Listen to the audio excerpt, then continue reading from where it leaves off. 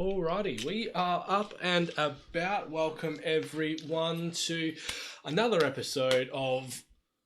Let's just straighten that up. Yeah, we're ready to go. Footy Welcome Rivals, to Footy Rivals. Rivals. Yeah, that's what we're called. There's a couple of changes that have been made around the place. A few more aesthetically pleasing. Yeah, you read my mind. Right, yeah. How's your week been, mate? It's been good. It's been busy in the footy world. It's been rather busy. Yeah, like there's a lot of stuff. A few good stories and things like that have filtered out and come through. A few juicy ones. What about yourself? How have you been tracking over the course of this busy football week? Not too bad. We went through and did a stream earlier on in the week where the community went through and decided some of the top 8.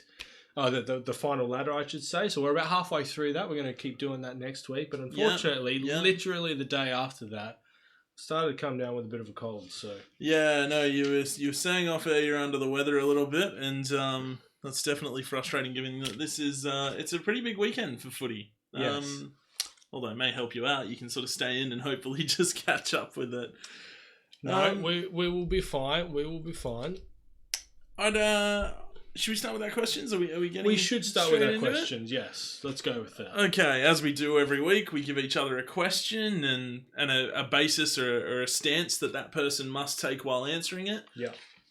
This week, I'm going to ask you about the Melbourne Football Club. Right. Because I'm guessing that you got to watch them play while watching your own Eagles in a replay or something like that. I didn't get to watch, so I listened. Okay. I listened to the broadcast. That'll do. Because I want you to tell me.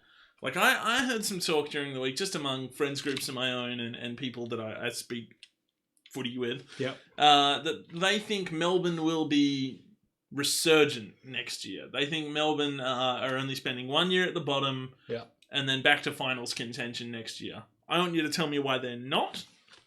And I need you to argue why they won't be coming back into the frame anytime soon.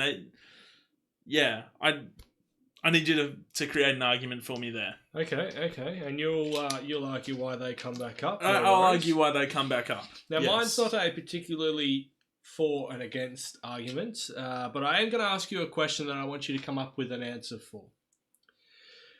In the news this week, it was stipulated that AFLX might not be around next year. I want you to tell me what replaces it. Okay, if anything. Okay. Yeah. All right. What replaces the AFLX next preseason? Okay, that's a tough one. I Because feel like if I can answer that, I should get a job at AFL House. Yeah. I liked the AFLX. Yeah, so did I. Like the concept of the actual gameplay and everything, not. No, I don't really care about that. I didn't really care for it, but I did love the personality that I was loved brought to the game. this year's installment where it was the 4 teams. Take some players and that everyone likes, or some young players that people want to see that might have a specific skill set. There was a monetary incentive for the players to come along as well. Yeah, so we actually got some big time players in it, which was good. Okay. And you had the whole draft system around it. It was just a lot of fun.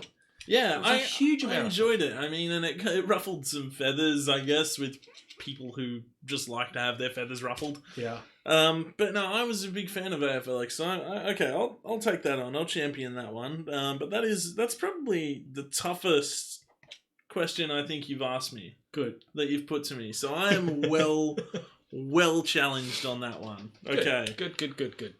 Happy with that. Should we get into some news? Yeah, on the let's back go of that, through then? some of the topics that came out over the weekend and over the course of the week.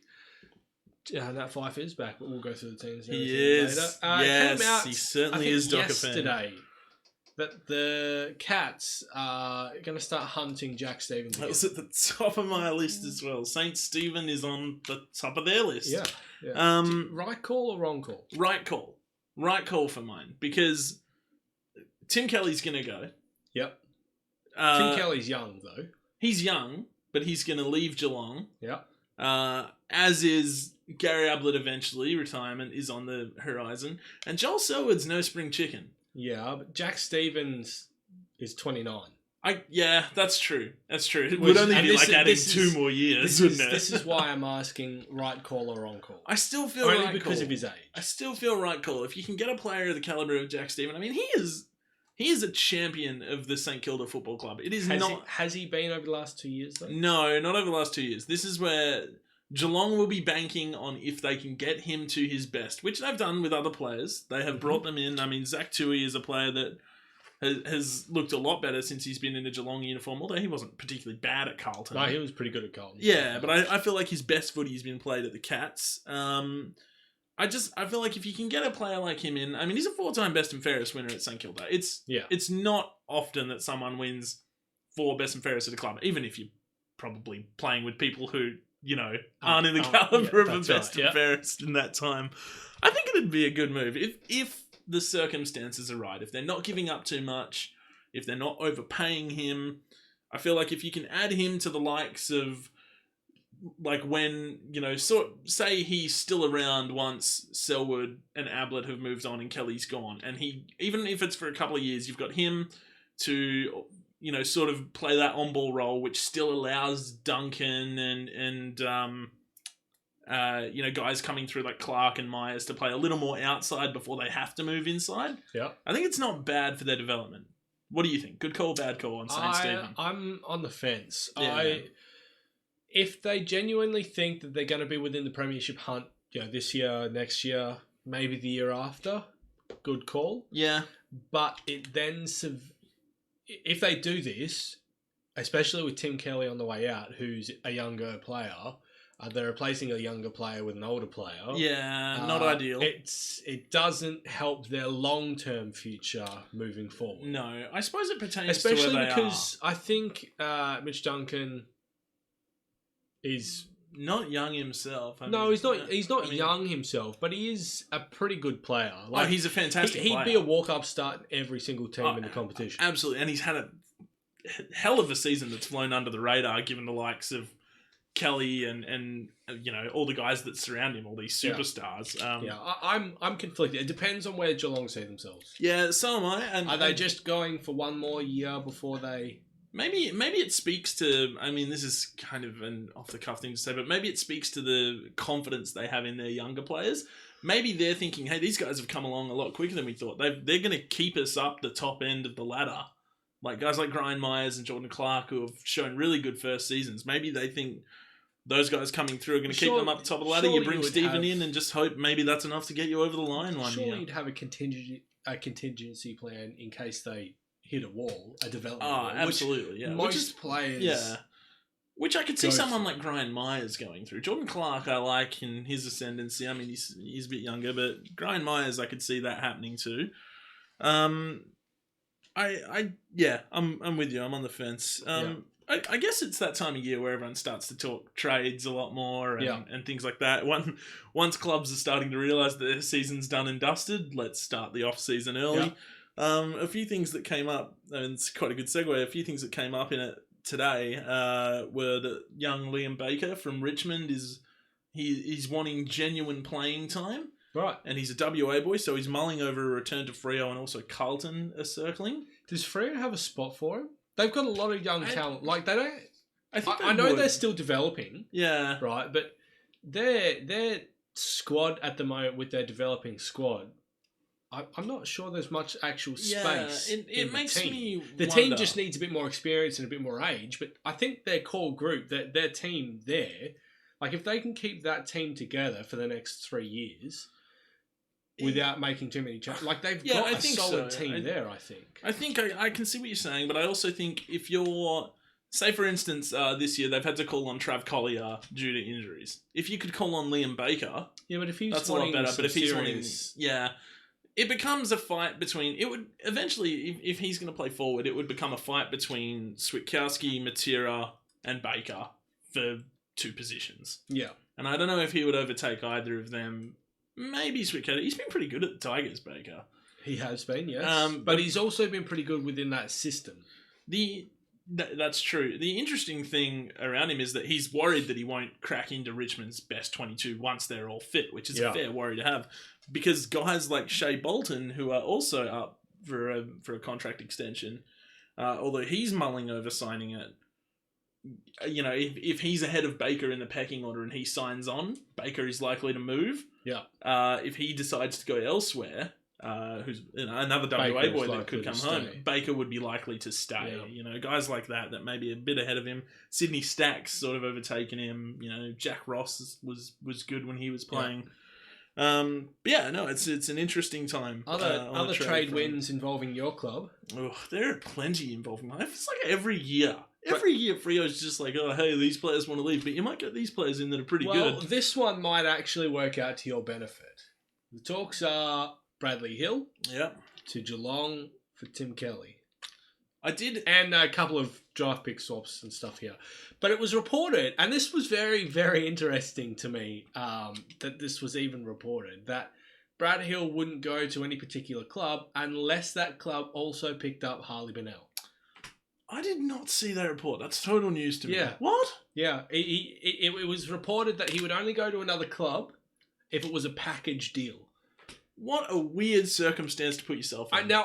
Yeah, okay, I'm not sure how factual that report actually is, but I mean, I would only suggest that the absolute best players in the competition, like say Ablett a couple of years ago, Fife or Dangerfield, could demand that a club takes someone on. If I was a club, I would not be happy to be given those terms by a player of Bradley Hill's stature.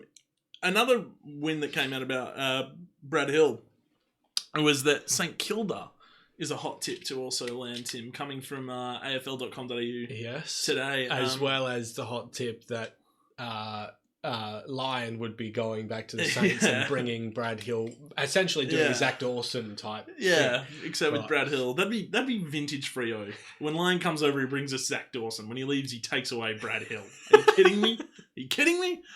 But no, I think this could work. I think maybe you can work on everyone likes to workshop trades around this, but essentially, if you're Freo, you sort of attack this with the mindset you attacked the Lockie Neal trade last year, and you say, we're okay to cough up Lockie Neal, so long as the player we get in return is Jesse Hogan. I think they'll attack that with, we're okay to give up Brad Hill, so long as the player we get in return is Tim Kelly. Possibly. I think that's and Fremantle might have some leeway with this. Like if they can get rid of Brad Hill to a club like St Kilda for maybe a first round pick, it'll give them their first round pick and another club's first round pick, which is Geelong has been asking for 2 first round picks for Tim Kelly. Well, they were last year. Yeah, they may be asking for more this year, which I don't think they can though. They've lost some power because he doesn't have a contract. Yeah, that's also true. I think the discussions were with regards to like the swap of the Brad Hill Tim Kelly was that those would be a straight player swap plus maybe a first rounder from Freo for a second rounder from Geelong. Yeah, like a I big think swap. That's a relatively even swap. I think it's reasonable given the leverage Fremantle has in this trade. I think Tim Kelly's far superior player to Brad Hill. Is with the rumours that Brad Hill's gone and week in and week out, it seems more likely that he's probably going to be leaving. Where there's smoke, there's fire. Yes. How likely is a West Coast still in the talks for Tim Kelly? They're like lingering over the talks or something like that because they pull a Sydney Swans with Lance Franklin and just come out of nowhere. Completely, they have the power to do that. They have the management. They have the prestige of their club. They totally could do that. But they're kind of just lingering over it because they're originally his preferred club, and that's why their name doesn't go away. But the restrictions on them are like, and actually think about it, it's just no real way for West Coast to get the deal done. The money is a problem, and the assets they can give up. Like Fremantle's got more assets to offload and probably comfortably offload those assets, whereas West Coast have sort of tied up all their good players, haven't they? They've hung on to them. Docker fan, you can have Chris Marston. No, we shouldn't. Docker fan, we should never forget the Nick Subban bite. Never forget. That was But no, like they're kind of just hovering over talks at the moment. West Coast, I feel, but there's so many restrictions on how they could get this deal done, and I don't know where they fit into it. And also, Tim Kelly last year probably thought, at the end of last year, he probably thought, hey, I'm probably going to get paid 550, 600 grand. Either club can afford this. Yes. Like, either club that I go to, whether it's Fremantle or West Coast, can afford it. So why not go to the one I want to go to and go to West Coast? Now he's probably all of a sudden like, wait a minute, I could get 850 900 grand, and only one club can pay that. And I want to get paid up. Maybe after missing 5 drafts and missing 5 years of an AFL paycheck while he toiled away in the waffle, he wants to get his money. Because Jack Darling just signed a 5-year deal. Yeah. Now, that could be back-end loaded. It could be. Or it could be front-end loaded because West Coast have given up the chase and it's either going to be that they've given up or that they've made they've designed it to make sure they can get him. It's really interesting how that one's going to play out. Yeah. So there have been a lot of players with injuries over the course of the year. This week, I've got 3 big players for each respective club that are now effectively done for the year. Okay. Charlie Curnow's on ice for the rest of the year. It's super sad because Carlton will play really good footy. Smart because he can have a proper pre-season, so he can get all the if he needs to go on for surgery, he can get that done now as opposed to in 6 weeks' time. As they adjust to a new coach as well.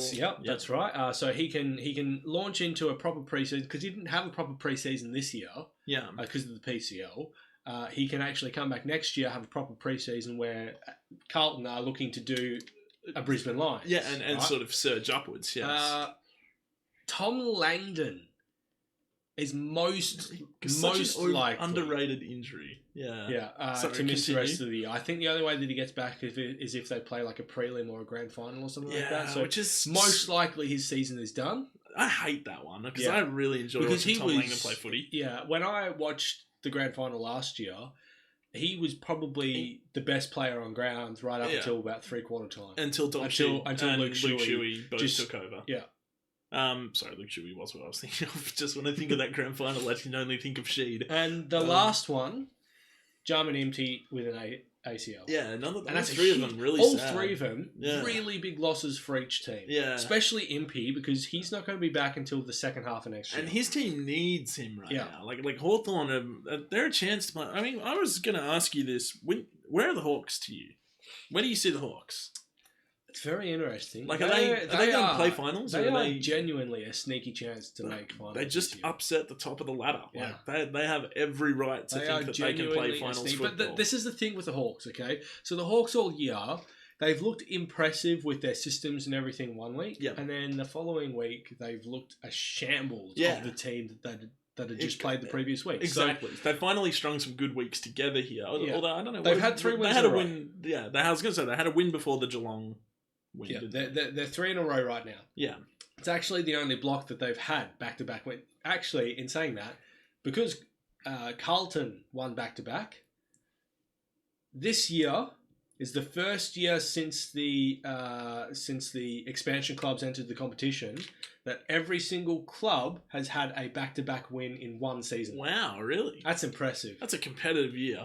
Because even Gold Coast on the bottom of the ladder, they showed some competitive footy. They had 3 in a row at the start of the year. Yeah. Every single club. That's amazing. So it hasn't been done since 2010. Really? Yeah. Wow. That's 10 years. Yeah, that's a decade. Okay. That we haven't had a season where every club has had a back-to-back. That's a very good stat. I'm going to applaud you for that stat. That's good stat work. Do you want to hear another stat that I'm going to drop on you? I love stats. That was very interesting. Give me some more. Brisbane Lions are in second spot, right? They move into second position. They do. Collingwood lost second position by losing over the weekend. Yes. Here is an interesting stat about second position this year. This year, whatever club has been in second position at the start of the round have only won on 4 occasions. Really? Yes. Second on the ladder club would be a little more consistent. You would think so. That position, out of all positions on the AFL ladder, has lost the most amount of games compared to any other position, including last place. Last place, so second position has only won on 4 occasions this year. Last place has won on 5 occasions. And I would say... How insane is that? I would say that most of those 4 wins belong to Collingwood because they held second spot for quite some time behind as well as GWS, I think, at the start of the year. Probably as well as GWS, yeah. Jesus. Last place, where Carlton and the Gold Coast have been dwelling. And Melbourne. I think Sydney were down there at some point as well. Okay, yeah, Sydney were there and they got off it. Yeah. Okay, yeah. That's another good stat. In fact, I like that more than the first one. I love just surfing Reddit. They come up with some absolute mint stats. Yeah. And it just helps retain some information and everything. That's not a bad stat at all. Hey, I guess on the Lions being second, and I wanted to ask, where do you rate their midfield in terms of the competition? Because I had a look at some teams that I thought that they would be behind, because I didn't want to say they were the best. No. So I was looking at teams like Geelong, and then I thought, you know what, maybe they are better than Geelong's midfield. And then I looked at the Magpies, and I thought, they're on top of the Magpies on the ladder. There's a case to be made they're better than them. No, I think if the Pies were full strength in the midfield, the Pies are potentially different story. GWS at full tilt. Again, I would have them above Brisbane. Yep. And then the only other one I could really think of that stood out to me as better than Brisbane's midfield was the Western Bulldogs, because the rest of their team somehow are terrible. Yet their midfield's really good. Yeah, the Western Bulldogs actually, here's another stat from the top of my head. The Western Bulldogs this year have conceded the least amount of clearances for the opposite team. But they don't win many themselves, do they? No, but like basically what they do, because they concede that their ruckman is going to lose the tap out, their midfield just sets up defensively. So imagine being they Team English. They don't lose clearances. Yeah. And having beasts in there like McRae, Bontempelli, could you Dunkley. really say that their midfield is better if they're just contesting a draw? Just bottling up, yeah. Do you know what I mean? Like they're not contesting to win the clearance. Maybe they're contesting to nullify. Maybe not. I was just looking at personnel, and maybe that's where I've gone wrong there. But it was hard to find sides that had a better midfield. No, genuinely, Brisbane have been a very good side this year. They have been a top 4 side. I think I'm just looking for reasons to actually believe in them, because they're just forcing me to now. Like it's round 19, and they're second on the ladder, and I'm just like, why don't I feel belief in that? Why don't I care? It comes back to what we were talking about last week. Yeah. And it's the precedent of how bad they've been over the course of a decade. I mean, I heard Luke Darcy through the week. I think he said something like, "This is now the template for a rebuild," and I was like, "What? They were down for like 12, 13 years. I don't think that can be called the template for a rebuild." No. I think the best clubs at going through rebuilds kind of thing would be the West Australian clubs and the South Australian. Maybe not Port Adelaide, but Adelaide. Adelaide was quick. Even Sydney. Sydney's gone through a mini rebuild this year. I don't hate North Melbourne's. North Melbourne been contested it, but I don't know if they've rebuilt. Thing with North Melbourne. North Melbourne have been on a forever rebuild. Yeah. They nearly get there, and then they're still in the rebuild. But they're still rebuilding whilst they're almost getting there. Yeah. I don't know. North Melbourne. Yeah, probably don't buy into that one. Market, maybe Sydney as well. Sydney seems to be doing it fine. They're still competitive. Well, they started their rebuild in 2016. Yeah. And they were in a grand final in 2016. They made finals last year and in 2017 whilst going through a transitional phase. And this year they're only just going to miss. They've still been competitive while missing out. At times this year they've been competitive. Yeah. But I have full confidence they'll be back in finals next year. Oh, yeah, 100%. I totally think that they can do that. Last thing I wanted to talk about, I don't know if you've got any other topics. Oh, not really, no. We saw I've done my research. Adelaide has dropped Eddie Betts. Justified? I don't know what they're doing. I was probably going to talk about this when we go through is their Eddie teams, Betts... Is he just... I just want a quick yes or no. Yes or no. Okay. Is Eddie Betts being dropped justified? No. Okay. Should Tex have been dropped instead? That's my question. Yeah. Or at least alongside him. Like, if it had to fit into the system of the game plan that they want to play structurally. I'd have brought Fogarty in for Tex. Yeah, I can see Fogarty for Tex is a much more fitting replacement to me than Stengel for Betts. Like, Stengel would be the one that replaces him, won't he? I think. I don't know. No, don't like dropping Betts. Don't like the Crows. I don't like the Crows. I'm just going to grab this good stupid cold. Bear with us while Ryan tends to his influenza. Don't buy the Eddie Betts dropping at all. Don't like it. Don't buy it. not a fan. On that, do we get into the games? On that note, Docker fan, yes, we are doing that now. But we've brought something new to the table. Here we go. Let's bring this up. You'll remember earlier in the show we were talking about some new stuff. New stuff. That's right. Docker fan also thinks Lachie Neale, his team might win a final this year. He would be very happy because Freo didn't win the 2013. Why would you bring it up, dude? Stop. Don't bring up 2013. It never happened, and it's not a thing. All right, so Friday nights. Joined at the perfect time. Friday night, Collingwood take on Richmond. This is going to be epic. Now, this is going to be great. We're going to be running a poll in the chat. You've got 2 minutes to let us know who you think is going to win this match. That is up and running. So let us know by putting a vote in Collingwood or Richmond. Let's go through the teams, Justin. Yep, so in for Collingwood is Scharenberg, Elliott, Thomas, Dacos. Some solid ins. Yep. Out goes Crocker. Sire is injured, I believe. Yes. Aish also injured, and Appleby has been omitted. Yes. For the Tigers, we have no change. No changes. They are keeping it rolling. Which is interesting because hot, they were discussing about bringing Caddy in a defensive role. Yeah, I like that. I mean, what did you make of that? I don't think he's ready. He's had like 1 or 2 tests. Yeah, and it's probably not the time of the year to do it when you're on a roll. Don't mess with these things. And especially when Collingwood don't have any tools. Yeah, in the forward line. Yeah, you don't need to be rolling the dice on that. Yeah, exactly. And I don't hate the idea of him in the long term doing that. He seems like a player that has the skill set to sort of play anywhere. I don't hate that. But in terms of this game, what's going to happen at the MCG on Friday night, man? This is going to be awesome. I'm really looking forward to tomorrow night. Collingwood are hopelessly out of form right now. Yeah, they are. They're hopeless. And Richmond, on the flip side, are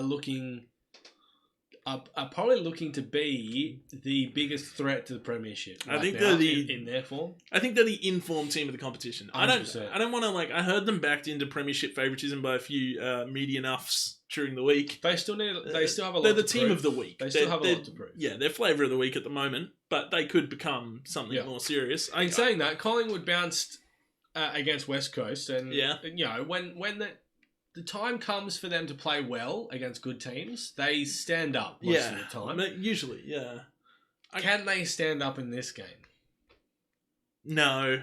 I mean, they can, but I'm not tipping them. I have been riding this Richmond wave with my certainties, with I put them in as my premiership favourite in the Discord chat. I am aware, yes. You would be aware of the certainties over the past couple of weeks. Yes. But I'm going to go with the Tigers because I'm a bit of a Tiger fanboy at the moment. Yeah, right. No, I think the Tigers as well, actually. But I'm totally 50-50. And I'm avoiding Richmond with my certainty this week because this is a tough game. Yeah.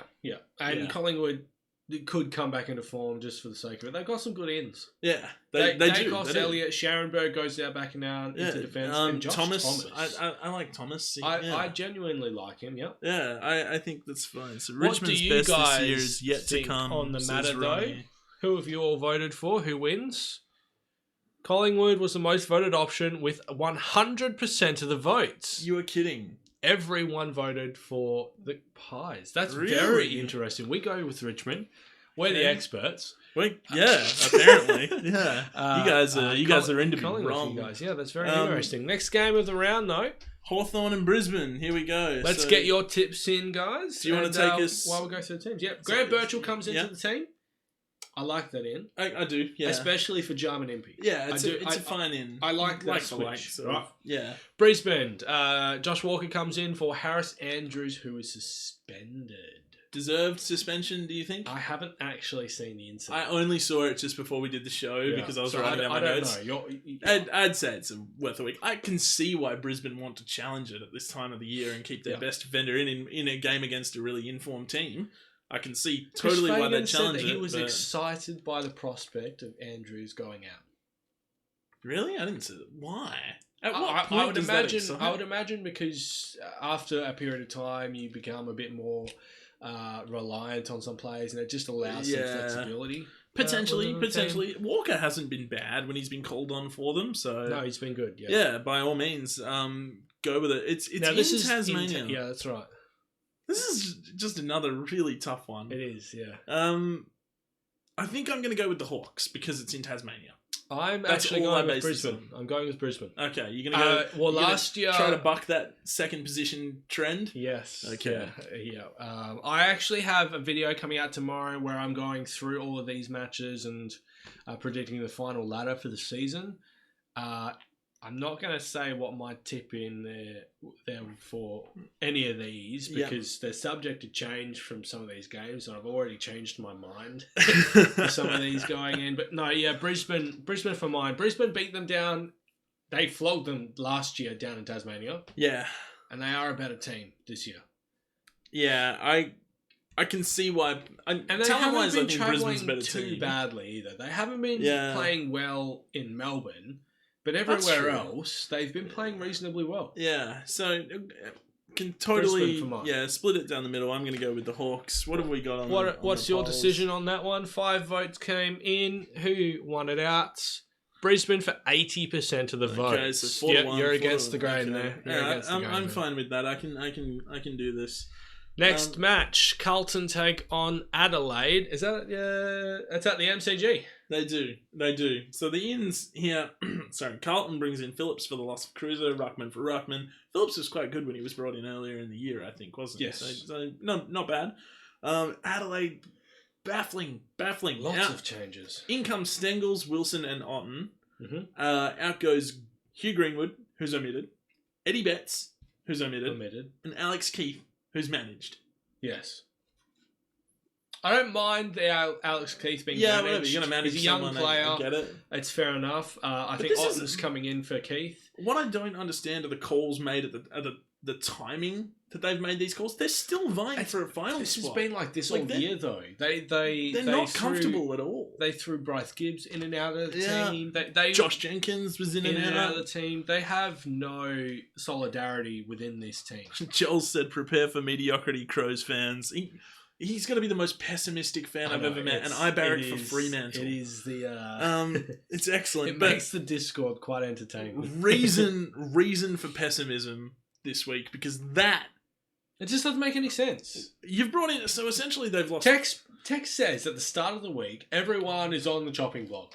Who's not on the chopping block? Tex Walker. There is a young player in the SANFL at the moment, in Fogarty, who could very easily come in and replace Tex in this team, and I reckon first round pick for a reason. More well, last year he came in held his spot for Tex for a bit, and he played that role brilliantly. Yeah, he was quite good. I mean, specifically, I don't know why he hasn't played a single game this year. Essentially, with these ins and outs, you've lost 3 guys who are all like they seem like best 22 guys who like Eddie Betts may be out of form, but he can turn a game on its head. Yep. Hugh Greenwood may be out of form. A few weeks ago, he kicked 6 goals. A few weeks ago.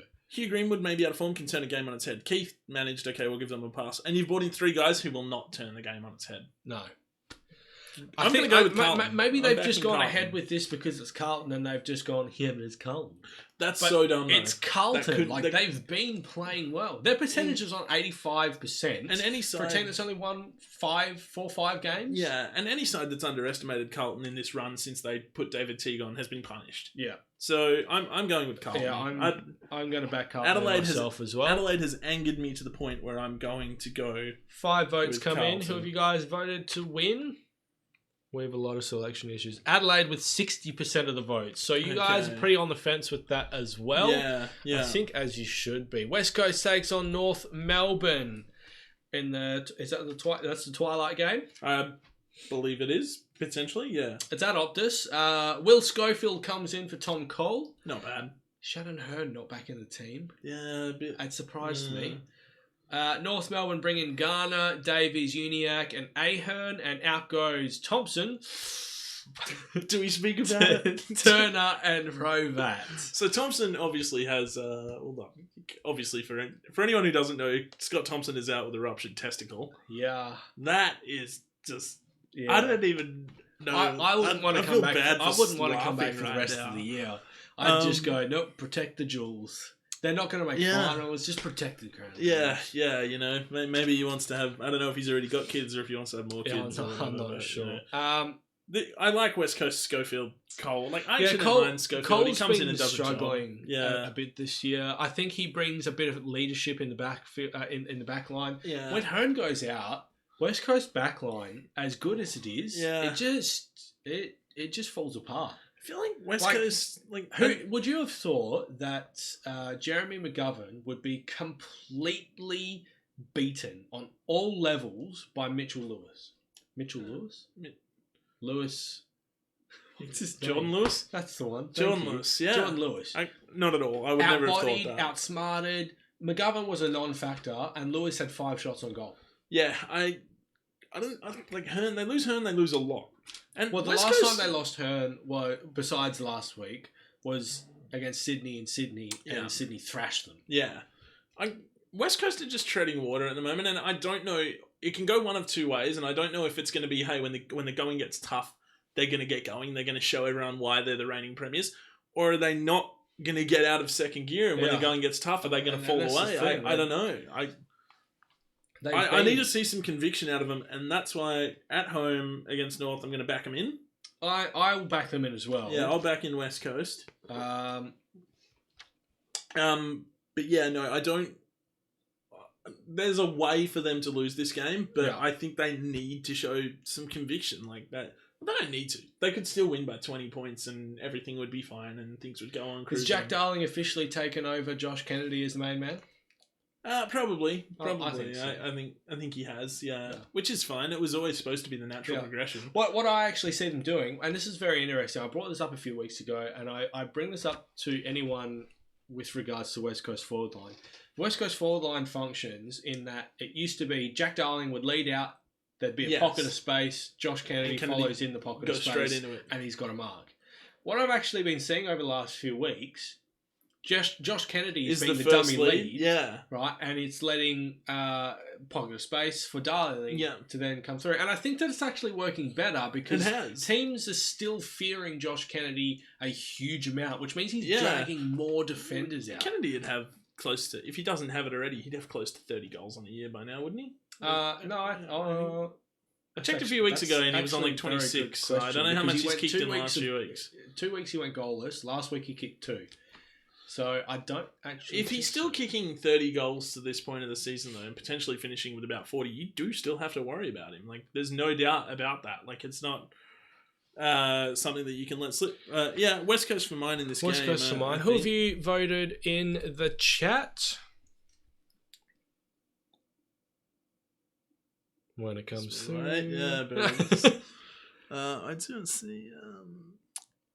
I think it was... There you go. West Coast by 80%, so it's a pretty comprehensive vote there. One of our viewers was also saying that they believe, and I think they were a Collingwood fan if I'm mistaken. Sorry guys, I've missed your comment.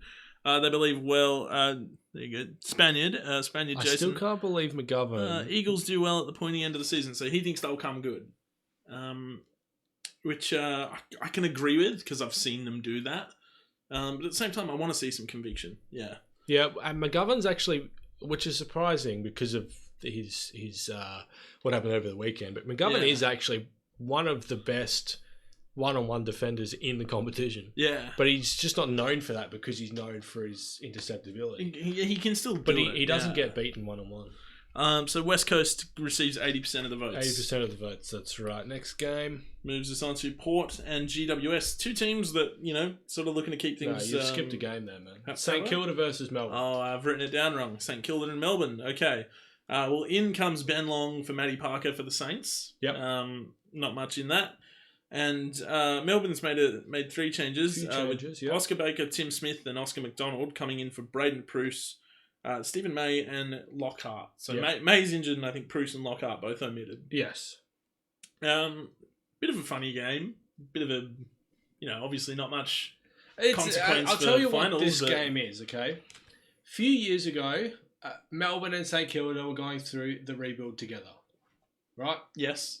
Same time frames, same everything. Melbourne went to the prelim last year. St Kilda completely fell away. Yeah. This year it's going to be a bit more even. St Kilda are above Melbourne on the ladder at the moment. I think they've got maybe 1 or 2 more wins.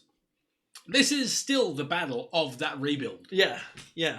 Absolutely. This is still somehow Melbourne's made a preliminary final and come back so far down that they now need to prove that they're better than St Kilda. That is a serious indictment on the Melbourne Football Club. But, now, St Kilda do have more. I think they have one, maybe two more wins than Melbourne, but their percentages are roughly about the same. They're shocking. They're within the 80s. There's not much in them. There's not much in either side. I guess losing Stephen May probably doesn't help, but also do the Saints have a forward that he would particularly excel against anyway? Probably Membry. Yeah, you've got Membry and Bruce as their tall targets. Membry's a very quiet A grader of the competition. He's very good. Oh yeah, he's really good. Not enough people talk about Tim Membry. I do like Tim Smith that Melbourne's brought in. He was in a few weeks ago, and I watched one of their games, and he was quite good. I think against Freo. I think he towed up Freo, kicked 3 goals or something like that. Yeah, right. Yeah, that's probably why I can't remember it perfectly. I've pushed it out of my brain. I'm gonna go with the Demons. I like the Demons a bit better as well. Perhaps I'm not respecting, or perhaps we're not respecting the Saints enough. For which is very interesting because we didn't respect them last week. No, and now they've done this, and we're disrespecting them again. Yeah, it's the same thing. I feel sorry for the Bulldogs actually. Yeah, because they've come up against all 3 clubs. All 3 clubs with the first interim coach, for their first match, and they've lost all 3. You cannot have any worse. And the Bulldogs were getting on a roll. They were looking to come into finals, and they dropped that game because they had a new coach. How? Yeah, I wouldn't be very happy if I was the Dogs. That game in itself, Melbourne, you might have to sack your coach. Yeah, take the interim coach thing away. That game in itself was an indictment on the Western Bulldogs and their year. So we've both gone for Melbourne. What has the chat come to the conclusion of? In a tough one, I'm interested. Saints by 60%. So there's only one vote in it. It's pretty divided. Yeah, that's not bad. Okay, so you guys are respecting the Saints. We don't respect the Saints. Yeah, we're not at all. we're not Saints fans. Next game, Port Adelaide take on GWS at Adelaide Oval. In comes Ryder back. Yeah. He's back. Back from omission, isn't he? Yeah. Is that? Yeah, that's right. Yeah. And Garner. Out goes Motlop and Dixon. Do you know what happened with Dixon? He got omitted. Charlie Dixon was omitted. And I have no idea why Port Adelaide want to put themselves through this kind of pain. Anyway, in comes Phil Davis, Adam Kennedy, and Hatley for GWS. And out goes Stein, Keefe, and Deledio. Deledio might hurt. Because I think he's added. I think he'd added quite a bit of class. I didn't see their game. Well, I saw bits and pieces of their game last week. And I base this only on the theory that they've lost so many midfielders that losing another one like Deledio in his class plays more hurts. half flank though. Yeah, full flank. Yeah, but having someone with the ability to at least play at a stoppage or something like that and play well there hurts with the amount of midfielders they've lost. Josh Kelly can't be far away from coming back. Though, no, I think maybe next week. Yeah, maybe next week. So if they can get through this game, which I'm going to tip them to do. Yeah, I would think so, yes. I don't even care that they're on the road. I don't like Port Adelaide at all. The two South Australian teams get no love from me this week. I don't know what they're doing. Their picks are strange. Collectively, they've omitted Greenwood, Betts and Dixon. I'm not sure why they've dropped Dixon. They brought Ryder in for Dixon. I just don't understand why they've dropped Dixon. I have no Unless idea. He's struggling, with regards to fitness. Yeah. Because he's come in halfway through the year. Potentially. But wouldn't you call that managed, not omitted? Yeah, I'm not sure. Dixon is, for me, a much better forward than Ryder. Yeah, clearly. I think so too. And it's Ollie Wines is still out as well. I wouldn't necessarily blame Dixon on the forward woes of Port Adelaide. I wouldn't blame him Their on entries suck. Yeah, they're not skilled at all when they enter the forward line. So how is he supposed to have any luck? So GWS for mine, and I think if they get through this game, and then get Josh Kelly back, they're setting themselves up to have a pretty good run at it. Yeah. Their win last week was super impressive against Collingwood. Well, they're equal. They're technically equal fourth at the moment. Yeah. No, they're not. They're one game behind Collingwood and Richmond. Yeah. Okay. So whoever they'll leapfrog. Moment, if they win this game, they will finish in fifth because they'll leapfrog whoever loses Richmond Collingwood. So it makes it an important game for them, but I can see them getting up. Tim Taranto has been playing some insanely good football. I cannot believe GWS's percentage. It's 125% or something, really? and they're sitting in 6th place. Well, they haven't really ever been belted, have they, this year? No, not really. Well, besides West Coast, maybe. How much did West Coast beat them by? 40 something. Maybe that would be their biggest loss then. Yeah, certainly. But they've had some big wins as well, especially at the start of the year. Yeah, definitely. So, so we've gone GWS. Who have you voted for? We only got 3 votes in on this one. Same for the Crows. The entries in the forward 50 are diabolical. GWS with 66.67, but there's only 1 vote separating that. So that's true, Joey. The Crows do have poor entries. I was watching them last week in that Friday night game, and Brad Crouch seems to get the ball and handball to someone, and they enter the 50. And Brad Crouch would have good skill. I don't know why he's just not the guy they're trying to get as a designated guy to enter into 50. There's a lot of structural issues with both problems with the Crows. Both of the Adelaide teams. I've got problems with your team, Joel. Anyways, we move on to my team. I've got problems. They dropped me my certainty in a game they were over 30 points up. You got to stop backing against Essendon. It's the second time this year that the Crows have been 30 points up at half-time or thereabouts, and they've lost. The other time was against your mom. Yeah, that's right. So I mean, which I was pretty happy about. At least you were happy about I was pretty happy about that one. But yeah. What is going on, Adelaide? I don't know what's going on at that football club. Anyways, Sunday games? Next game, Bulldogs take on Fremantle. Now, imagine if Ross Lyon was sacked this week against the Dogs. Oh, God, it'd be nice, wouldn't it? How much worse could you feel for the Dogs? He was complaining that people have agendas to move him on, no bigger than this guy right here. Did you see the back page of the West today? No, I missed that. So what they've done, right? Because the West has been on a tirade. A campaign to get Ross Lyon out of Fremantle. Oh yeah. Right? On the back page. They photoshopped his face on the Riddler, saying, coaching's just as easy as ABC. No way. Man, that paper's weird. The West is tanked. That paper's they've got problems, man. Anyhow, the Bulldogs bring in Morris. Morris is back. Extended benches. Yeah, obviously extended benches for Sunday games. Yeah, Morris was named last week, wasn't he? But he didn't actually come. I think so, but I think he's actually announced to be playing this week. Yep. So that, even though they're extended benches, he's one guy you can tick in. As is Riley West will make his debut. Awesome. Son of Scott West, I believe. I think he's the son of Bulldogs legend Scott West. Sure.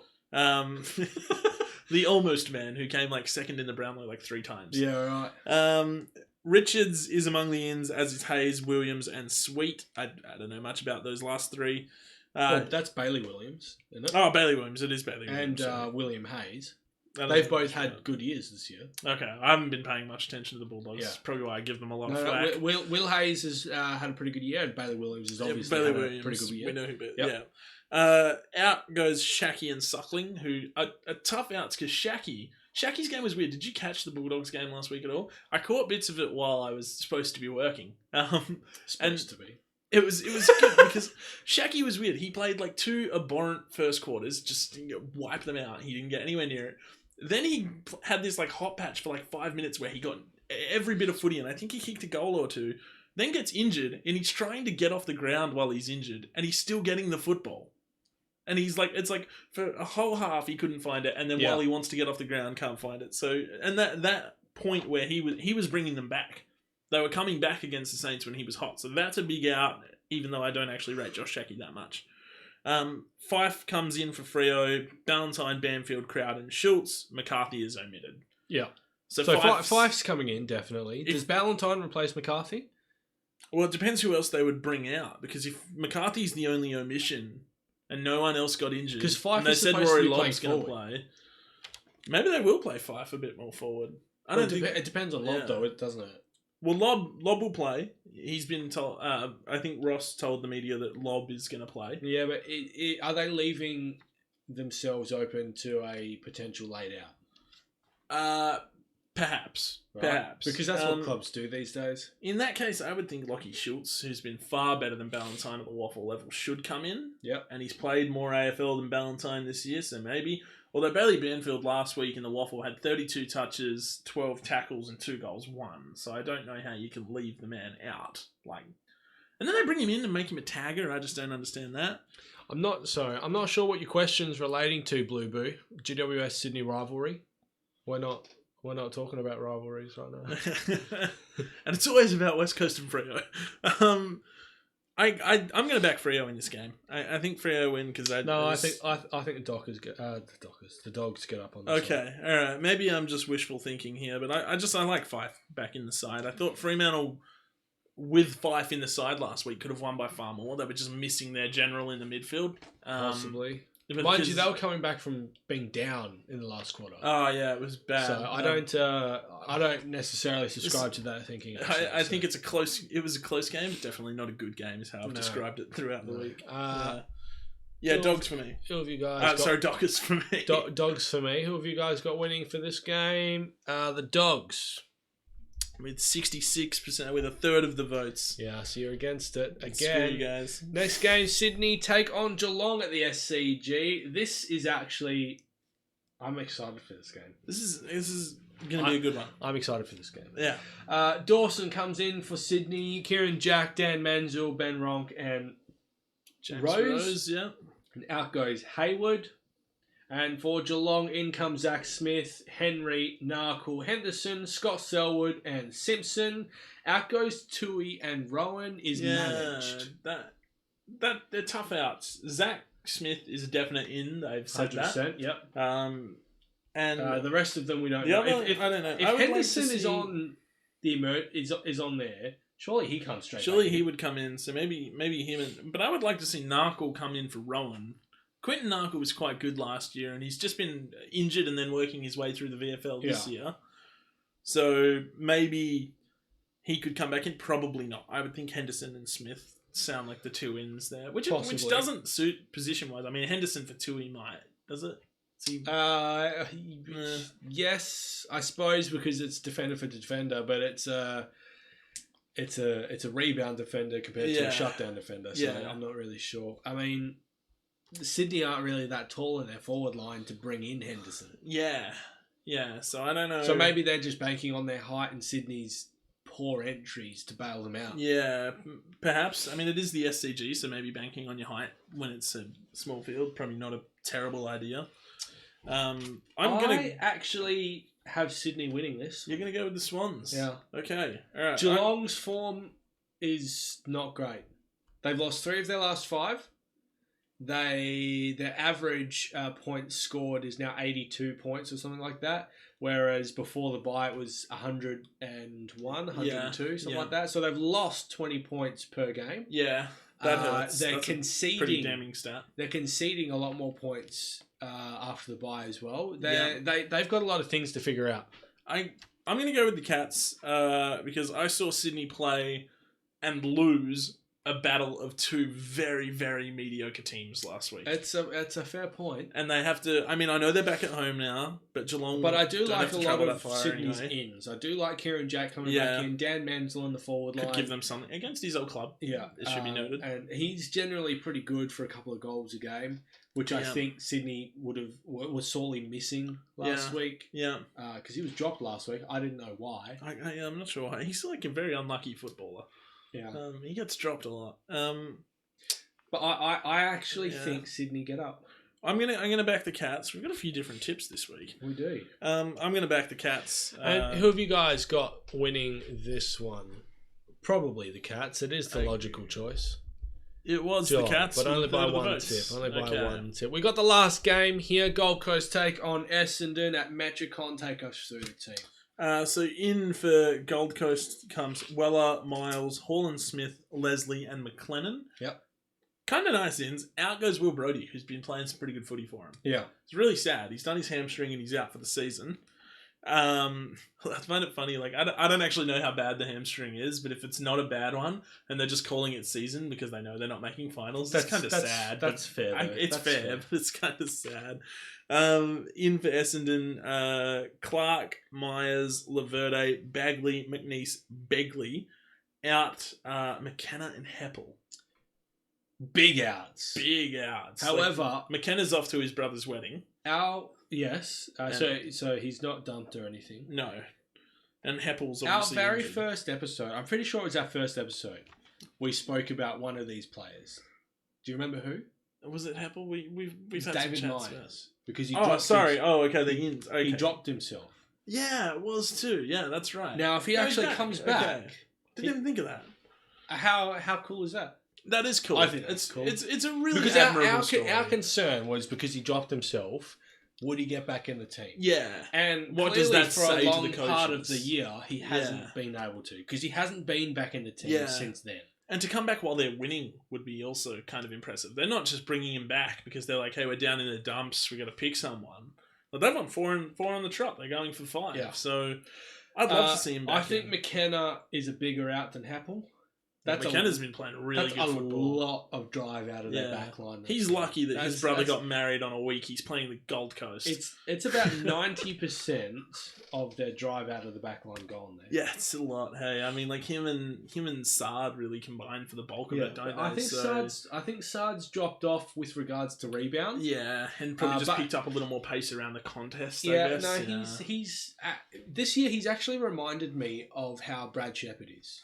Oh yeah, he's been surprisingly good in the one-on-one contest. Yeah, as well as being able to deliver some drive off the back. But he's definitely had less drive off of the back line over the last, I want to say, 2 months compared to the start of the year where it was very clearly a 50-50 between he and McKenna. Yeah. McKenna's definitely picked up. I think McKenna's been very important.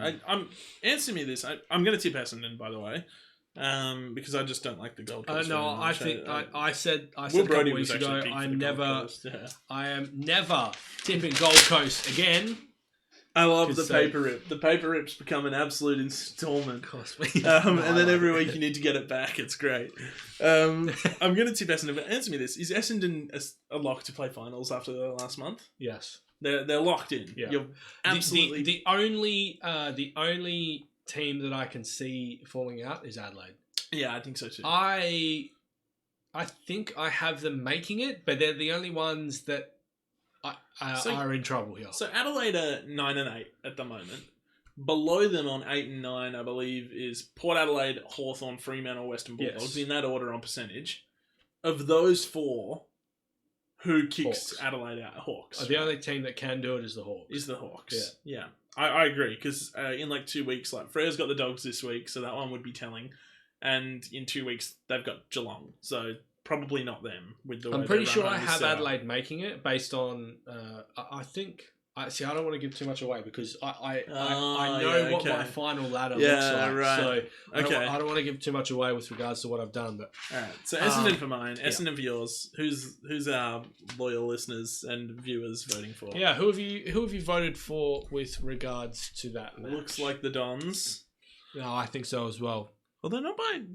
Only a third of the votes for the Dons. So not by too much. Only a vote or so separating the Dons. So Justin, all right, we're back with the AFLX on the trash heap for next year, potentially. What AFLX. Do the AFL do instead of the AFLX next year? I really have no idea. Do they play like exhibition games in other countries? Maybe is something that they might want to look at, like touring. If they want to go global or they want to expand the brand. Is maybe taking the time where players would be playing AFLX and sending them overseas to play an exhibition a chance. Do you know what I want them to do? Hit me. Because I got no idea what the hell they're going to do. This is what I want them to do. Keep the draft system for 2 teams. Right? Call one All-Stars and call one... other All-Stars. All-Stars Dream Team. Dream Team, okay. Dream Team and All-Stars, right? And then have those 2 clubs or 2 teams play. Not bad. So pick out your 2 captains like you did with the AFLX. So go, say, Dangerfield and Fife. Yeah. And then they have a draft, right? And then you have, effectively, the best of the best play an exhibition match before the pre-season games at the start of the year. I mean, that's actually... because that allows to still have the personality and everything come out within the game. You can have a bit of fun. It doesn't have to be a serious slog. It's just a great family event with the best AFL players. So, are you proposing that the two captains of the teams would pick their sides? Because that is, I know you don't follow American sports too much, but that's what the NBA do with their All-Star game. Now, in the new format. And literally, they take the two top players of each conference and they pick their own team with players that have been voted in as the All-Stars of that year. So there's a group, and then you put that group forward. So I like that theory, but how hard would they be going? I mean, and the whole point of AFLX was to minimise injury risk. You would have 20-minute quarters or maybe 15-minute quarters, much like the AFLW, but no time on. And then you just have the one match for the night. That's it. I don't mind that idea. I mean, they would have to go through some precautions to limit the injury risk because the clubs and players... I don't think that that's actually that much of an issue, but clubs and players think it's an issue. I don't think players think it's an issue. I think it's just clubs that think it's an issue. Clubs don't want their players. It wouldn't be any more intensive than what AFLX... It's an exhibition match. So you and we still know the get players. Some players that are just joking with each other and stuff like that, like how we had it with AFLX. And it would be a nice prelude into the preseason. I like that. Yeah, I like that far better than my idea of taking it out of the country and going overseas. Well, there's discussion. There's some talks about what GWS playing a game for points in California next year. What do you think of that? It's a long trip in the middle of this season. Well, so is China. Yeah, I mean, I think we discussed the China situation when it was at that point of the season in our show. And I think I said then that I don't have much opinion on it because if the clubs are willing to do it, go ahead. Whatever, you do what you want. If they think it's okay with their club, go ahead. I'm going to take that stance again. If two clubs are willing to travel all the way to California to play a game in front of a few thousand fans, they would probably do it leading into the bye rounds, so that the travel aspect isn't huge. I think it's a better idea than trying to break the game open in China. I don't have the knowledge of stakeholders or anything like that, so I don't know. But I'd like to see them try and tap into the American market where people might just be like, wow, look at these guys. Like, pads. The American market is growing. Yeah, for sure. They actually do have their own league. US with like 30 clubs teams that are up and around. It is growing. It actually has one of the teams is the best team name ever, and that is the Fort Lauderdale Fighting Squids. Go Fighting Squids. We're with you here on Footy Rivals. I don't know where I remember that. I remember that and the Cincinnati Dockers. That's it. That's all I know. Yeah, no, okay. San Antonio's got a team too. My brother was at a bar in San Antonio once. They tried to get him in. They're like, you're Australian. You play football. So yeah, there you go. Well, it's actually interesting you say that because you're per team over there, you're restricted to having one or two Aussies on your list. Wow, really? Because obviously the advantage of it being your natural game. I think from memory, I remember hearing a story about them. There is actually like a few VFL players that have gone over there and they just kick like 20 goals a game. Because I think they play Super 9s. I don't think they play... Could be. Because they don't have the ground size. They don't have quick grounds over there. Yeah. Regardless of structure, go Fighting Squids. Now you need to answer my question. Yeah. Which is why you need to tell me why Melbourne won't be resurgent next year. So they kind of remind me of when Fremantle bottomed out in 2016 and everyone was just like, oh, it's fine. They're supposed to be premiership favourites. It's 1 year, they'll get a really good draft pick and they'll just come back up. And they never came back up. Was that... I don't remember that being discussion. Maybe it's just among Freo fans then. But literally, I can recall at the start of the year... At least for the first 8 rounds, I think. And then we were just like, no, we're doomed. We're toast. But yeah, no, so Melbourne fans seem to have this thing going where they think they're going to be resurgent, or at least the few that I've talked to. Yeah. Think that they can be Do you know what's really annoying? Resurgent. You always ask me a question that I personally don't agree on the stance that you make me answer. So I have to answer in a way that I don't agree with what I'm saying. It is tremendously frustrating the positions you put me in for this. I do have to argue the other way though, which usually I would prefer to argue that way. Usually I would prefer it the other way around too. But okay, this makes it more entertaining. All right. Why Melbourne stay down the ladder? Well, actually, there is a legitimate case to be made that they not so much stay down where they are, but don't rise up to the heights that they were with regards to the prelim. Yeah. Last year.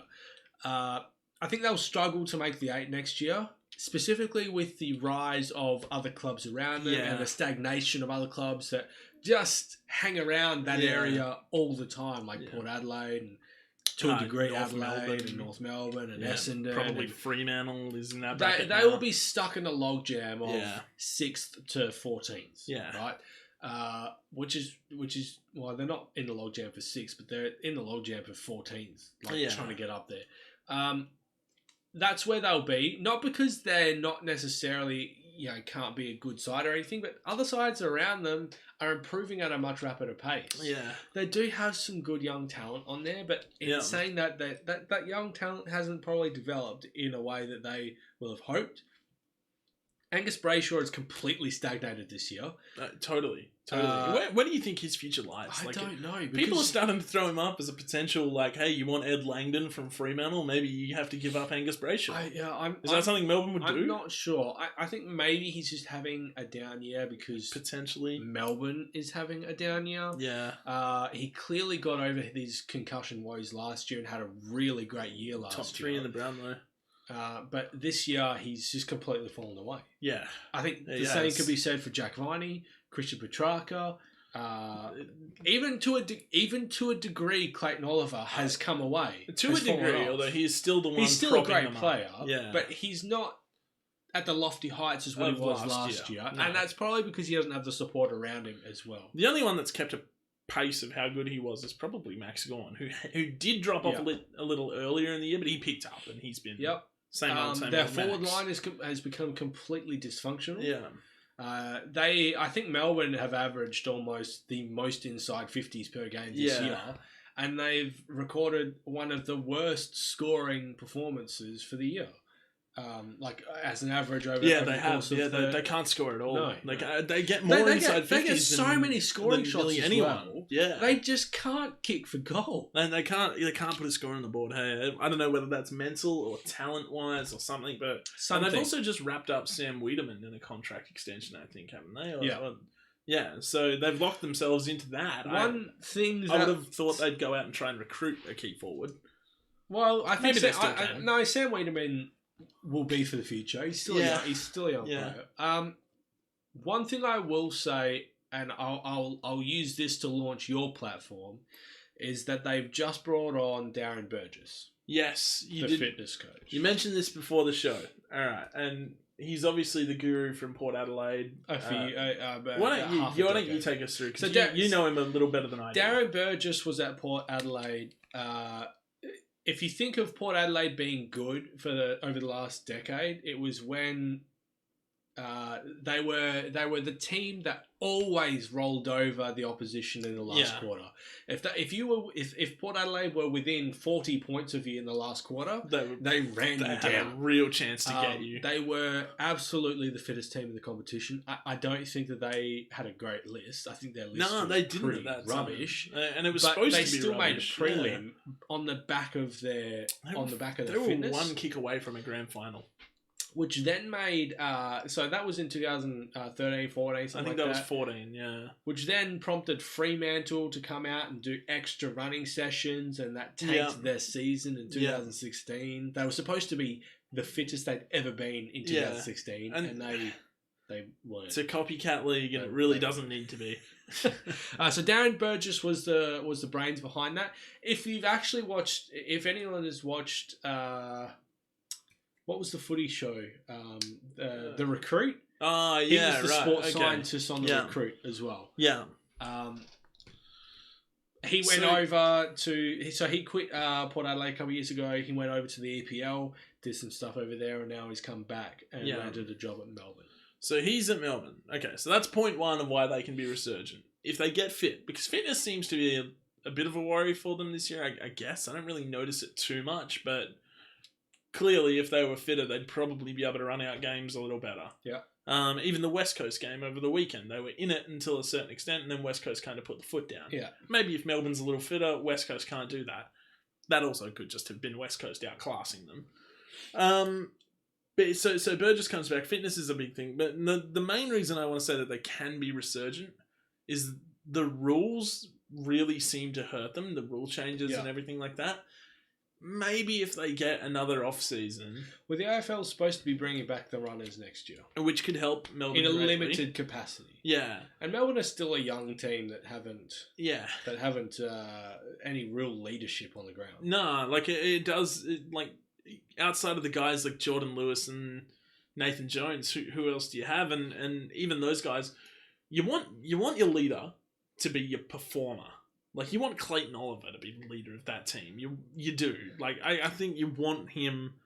Like, even with other captains around the league, like Shannon Hearn may not be the flashiest midfielder on the Eagles, but he is a top-notch performer week in and week out. Yeah.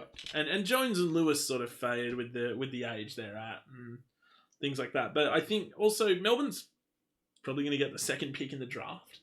So they're going to get a quality player. Yeah. I don't know if injecting a bit more youth can... help them out. Or do they draft? Okay, so they have their draft pick still. Their first round draft pick. They never gave it away in the trade. I am the worst person to ask. I don't think they gave it away. If they have draft pick number 2, or maybe number 3, depending on what happens with priority picks and everything. Yeah. Do they use that this year, or do they trade it to try and get a player in? Maybe a forward? Are there any good forwards on the market this year? I would use the pick. I'm not a fan of clubs who trade away really good picks to maybe get another later pick and a player in and see what they can do with that player and things like that. I'm just wondering, are there actually any forwards on the market this year? I can't think of any from the top of my head. I don't really know. I'm sure there's some they might feel they can make do with, but would you give up that quality pick for them? Probably not. Well, it depends on the forward, I suppose. Because the only forward I can think of right now that's been talked about is John Patton, who seems to be going to Hawthorn. Outside of that, who's had a huge amount of injuries. Yeah, you wouldn't use that pick. He's a former number 1 pick. I mean, this is the thing. Yeah, you wouldn't. You wouldn't use that caliber. It makes me think of. I'll refer back to Fremantle's 2016 draft. They went in with pick 3. Well, they had pick 3 at the end of the season. They traded down to pick 8. So essentially they gave pick 3 to GWS and got back pick 8 and Cam McCarthy. They gave up the draft pick that secured Tim Taranto to get Griffin Logue and Cam McCarthy. That is why I don't rate these trades. Griffin Logue's been alright though. Griffin Logue's fine. If he wasn't injured all year last year, he'd probably be far further on in his development. And he had a cracking game against Sydney. But I don't like those trades. I think if you can get a quality... really good young guy. And if you've got a pick after the 5th pick in the draft, I think top 5 picks of the draft are usually sure bets. I think to be fair to Fremantle though at the time, they had a clear plan to bring in midfielders probably the following year with the draft. Depending on their pick situation, they probably knew that they were going to still be down the ladder. Yeah.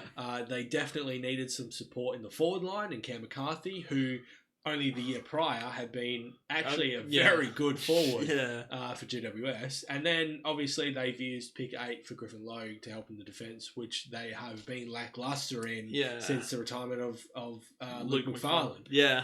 Look, so I think it works out. I actually think it works out for Fremantle. I see the logic in all of that. Like if Freo had Tim Taranto and lost Cam McCarthy and Griffin Logue, how good's that midfield? How good's that midfield, right? I mean, and this is where I just don't agree. If you've got a top 5 pick and you know the first 5 players in the draft are supposed to be sure bets and you think you can really hit on one, use it, hit on them, and if Melbourne do that, maybe they can get a little bit better. But that's why I think maybe they can be resurgent. I'm not sure. So Spaniard, the issue with Optus is that it's hard, not that it's slippery. And Pendle's broke his finger. Yeah. I don't think you can blame that on the ground though. Yeah. But there are some serious concerns. There are still really big issues at Optus Stadium. There's so many lower leg injuries coming out of it. Huge. Nick-Nat. Well, you can look. Nick-Nat continues to do them. On Fremantle's list, they've got Taberner, Pearce, and Hogan are all going to miss the season for lower leg injuries. Yeah. Last year, West Coast was pretty daunted by them. Yeah, they were. Ankle injuries. Yeah. West Coast was getting done by. Yeah. Josh Kennedy's had a lot of lower leg injuries in the last 2 years. Key position players hate it. Yeah. They must hate Optus Stadium. Yeah. Well, Tom Barras this year was out for 10 weeks because of a lower leg injury. Yeah. No, not good. That ground needs to be fixed up. To the point where the clubs don't even train at Optus anymore. No. Because they can't. They abandon sessions there to go to their respective homes. That's us, I think, is it? That may be us. I think so, yeah, I think so. We're actually pretty much on time this week. Wow, nice. Get out of town. It's nice for once. Okay, it's nice. Excellent. Thank you very much for joining us on this week of Footy It's been a big Rivals. Now, with regards to future stuff, tomorrow we'll be coming out with a video with regards to me predicting the final AFL ladder. So make sure you tune in for that. Next week we go a live video. We go through that live, do we? Or... Not tomorrow. No, that's a pre-recorded one. Okay. Next Tuesday, though, we will be doing a live stream. Or I will be doing a live stream where you, the community, figures out the final ladder as well. We'll be doing the last 2 rounds because we did 3 rounds this week. The last 2 rounds next week, as well as finals. So you will determine who wins the grand final. What about the punishment? I'm not doing that this week only because I'm sick. Yeah, I'm not. Hence why we didn't actually have certainties picked for this week's games. That's going to carry. That'll be back next week. Yeah. So that's what's happening. And Joel, you guys got to give us ideas, man. We need more ideas from the Discord. And on that note, please do join the Discord server. The link, I believe, was in the video. Is it?